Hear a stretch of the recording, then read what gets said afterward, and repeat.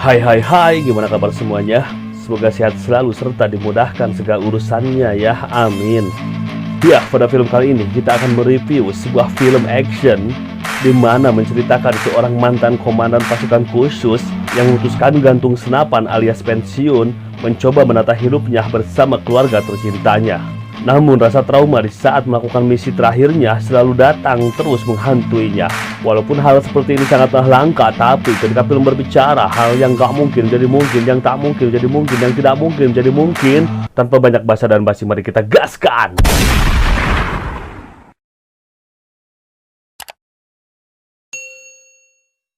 Film diawali dengan memperlihatkan seorang komandan pasukan khusus bernama Frank, mana Frank dan timnya mengemban tugas untuk mengamankan seseorang yang disinyalir mempunyai rahasia tentang terorisme.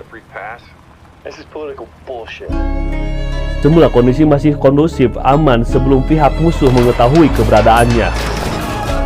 Ya, barbar jarak dekat pun tak dapat lagi dihindarkan. Mengetahui rekan-rekan timnya banyak yang tewas dan terluka, Frank yang emosional pun mulai tidak bisa mengontrol dirinya. Dengan penuh rasa amarah, Frank pun mulai beraksi.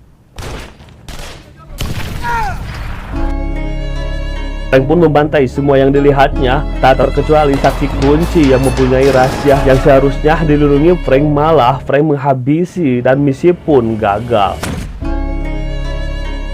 10 tahun berlalu dari kejadian itu.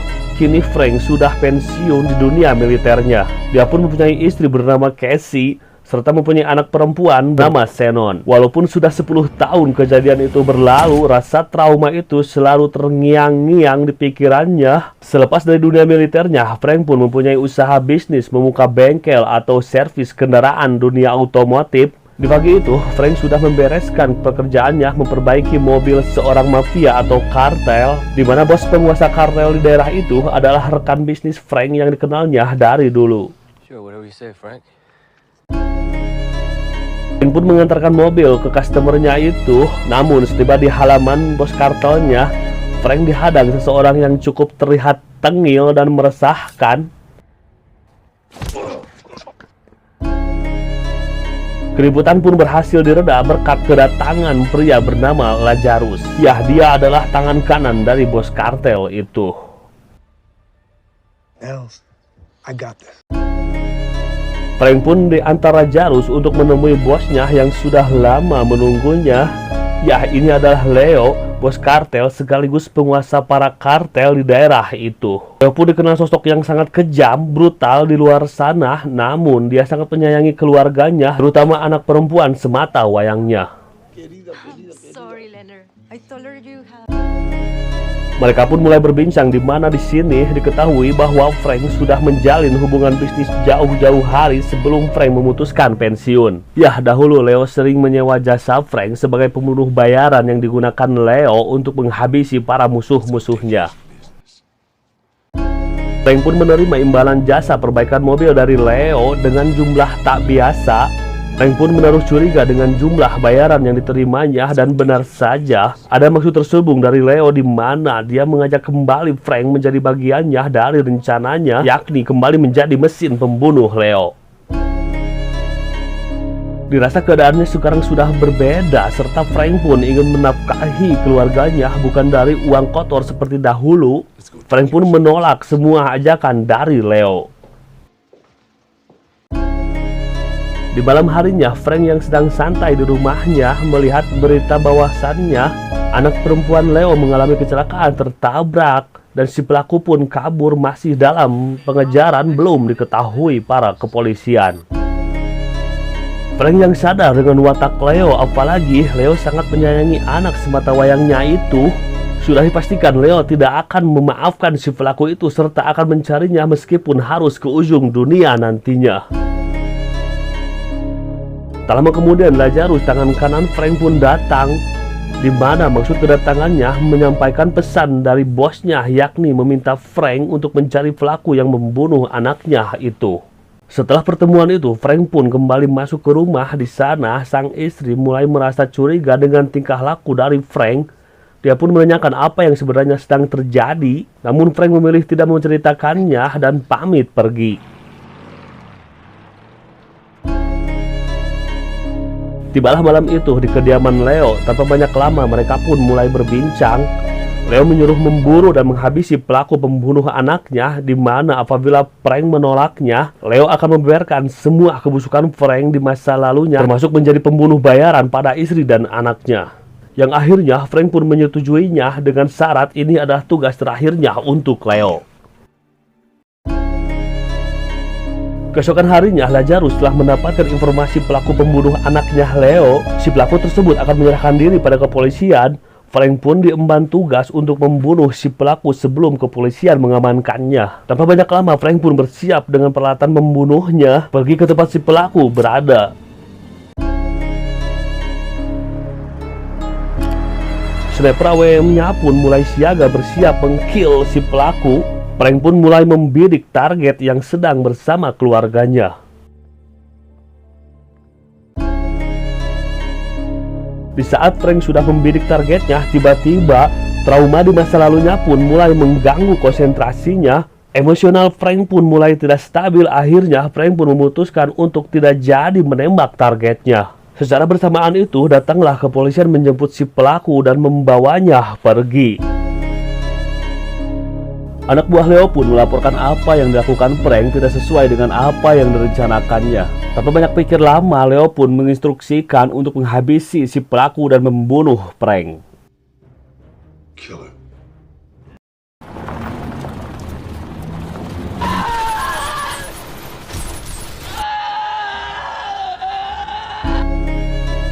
Malam pun tiba di mana Lazarus mendatangi rumah Frank dan langsung menanyakan keberadaan Frank pada istrinya.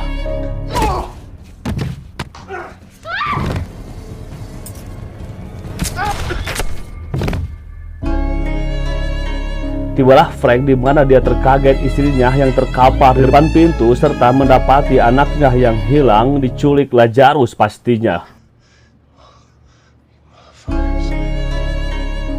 Dengan sigap Frank pun membawa istrinya ke rumah sakit dan untungnya nyawa istrinya masih bisa diselamatkan.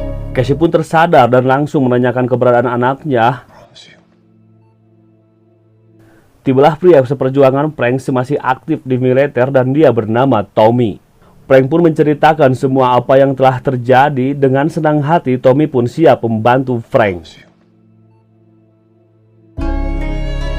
Di tempat lain, Lazarus sedang asik menyiksa pelaku pembunuh anak bosnya. Tanpa belas kasihan, Lazarus pun menghabisinya. Di scene lain, Frank dan Tommy mengatur rencana yang akan dilakukan untuk membebaskan anaknya. Secara tidak kebetulan, mereka berdua pun didatangi preman meresahkan, datang mengganggu. Alhasil pemanasan pun dimulai.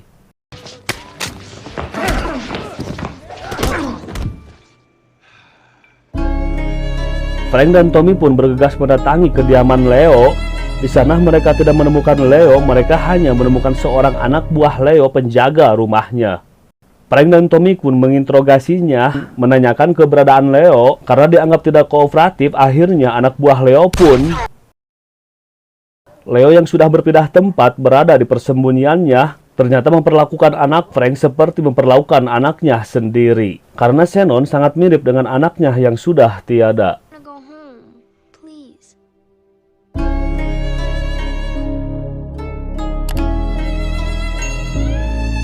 Frank dan Tommy pun akhirnya memutuskan pergi ke tempat sebuah pabrik milik Leo yang biasanya produksi narkoboy. Tanpa banyak lama mereka berdua pun menyerang para anak buah Leo yang berada di sana.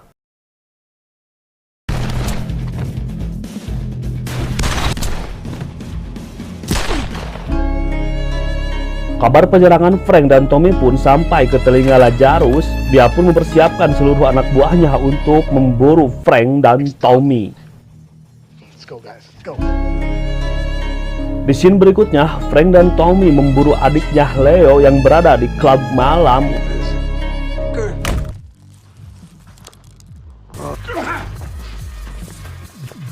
Setelah menghajarnya, Frank pun kembali menginterogasi pria itu. Disinilah Frank mendapat lokasi di mana Leo menyekap anaknya. Frank dan Tommy pun bergegas pergi menuju lokasi yang ditunjukkan oleh adiknya Leo. Lazarus yang menyadari bahayanya Frank dan rekannya meminta Leo untuk bersembunyi ke tempat lebih aman serta mengerahkan sebuah anak buahnya untuk menjaga ketat bosnya itu. Namun secara bersamaan Frank dan Tommy telah tiba ke tempat mereka berada. Tanpa banyak lama mereka berdua pun mulai menyerang.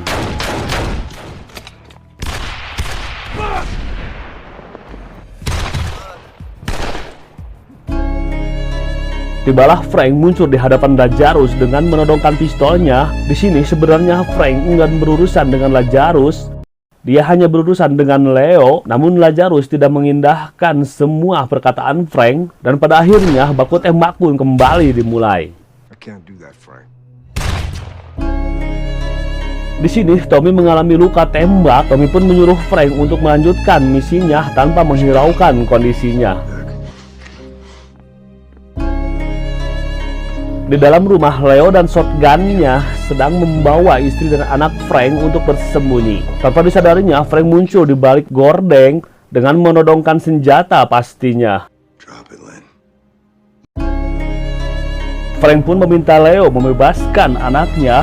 Namun, Leo bersikeras bahwa Shannon adalah Nikki, anak kesayangannya.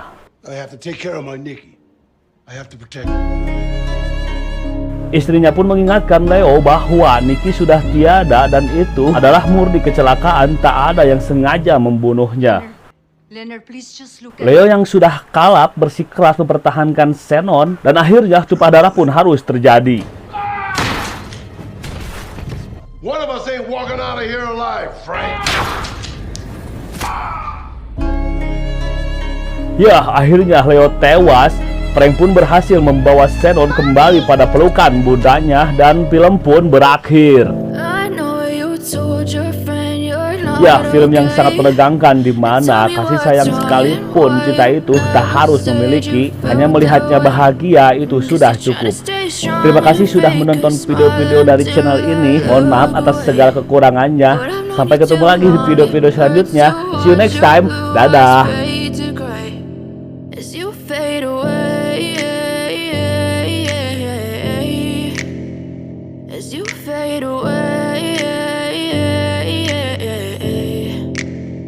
Yeah, I'm about to fade away, cause every time I wake up I feel like it's Monday. Something's going wrong with all the chemicals up in my brain. All of a sudden I don't look at anything the same way. Got a build up of my thoughts sitting in an ashtray. I'm sorry that I'm so inconvenient, okay? Just let me be me.